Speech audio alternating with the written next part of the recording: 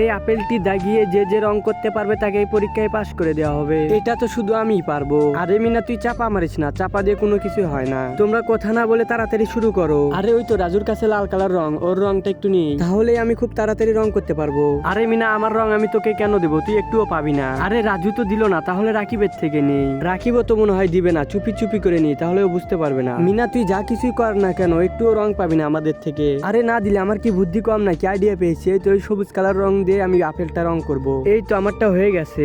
হা হা দেখ মিনা সবুজ colour apple জাগাইতেছে।